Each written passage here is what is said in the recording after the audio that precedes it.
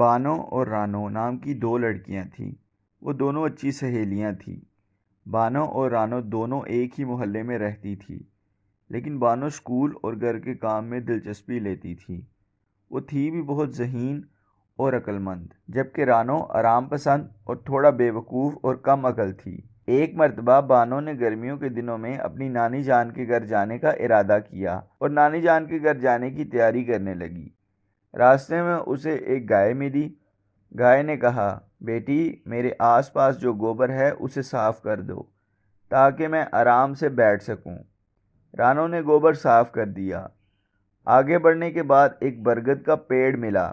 پیڑ نے کہا، بیٹی، میرے پاس جو سوکھے پتے پڑے ہیں انہیں صاف کر دو، لوگ میرے سائے میں بیٹھ کر گندگی پھیلا جاتے ہیں۔ بانو نے سوکھے پتے صاف کر دیے۔ اب وہ آگے بڑھنے لگی، تب ہی اسے ایک پتھر ملا۔ اس نے کہا، بیٹی، یہاں میرے چاروں طرف جو ٹکڑے پڑے ہیں انہیں صاف کر دو۔ بانو نے اسے صاف کر دیا اور وہ اپنی نانی جان کے گھر پہنچ گئی۔ وہاں جا کر اس نے اپنی بوڑھی نانی جان کے کاموں میں ہاتھ بٹایا۔ جب بانو اپنے گھر واپس آنے لگی تو اس کی نانی جان نے اسے بہت سارے تحفے دیے۔ واپس آتے وقت اسے وہی پتھر ملا جس کے چاروں طرف ٹکڑے کی بجائے سونے کی اینٹ پڑی ہوئی تھی۔ پتھر نے کہا، بیٹی، تم جتنی چاہو اینٹ لے لو۔ بانو نے کچھ اینٹیں لے لی اور آگے بڑھنے لگی۔ پھر اسے برگد کا وہی پیڑ ملا۔ رانو نے پیڑ کے کہنے پر اس کی شاخوں سے لٹکے ہوئے قیمتی کپڑوں میں سے کچھ کپڑے لے لیے۔ اب بانو آگے بڑھی، اسے وہی گائے ملی۔ گائے نے کہا، بیٹی، تم جتنا چاہو اتنا دودھ پی لو اور یہ میٹھا بھی ساتھ لے جاؤ۔ بانو اس طرح اپنے گھر واپس آ گئی اور سبھی باتیں اس نے اپنی سہیلی رانو کو بتائی۔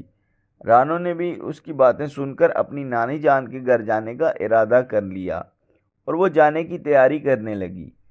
راستے میں جاتے وقت اسے وہی گائے ملی۔ گائے نے کہا، بیٹی، تم یہ گوبر صاف کر دو۔ اس پر رانو نے کہا، میں بانو نہیں ہوں جو آپ کی بات مانوں۔ آگے بڑھنے پر اسے وہی برگد کا پیڑ ملا اور پتھر ملے، اور ان دونوں نے جب رانو سے صفائی کرنے کو کہا اس نے انہیں بہت ٹکا سا جواب دے دیا۔ اب وہ اپنی نانی جان کے گھر پہنچ گئی۔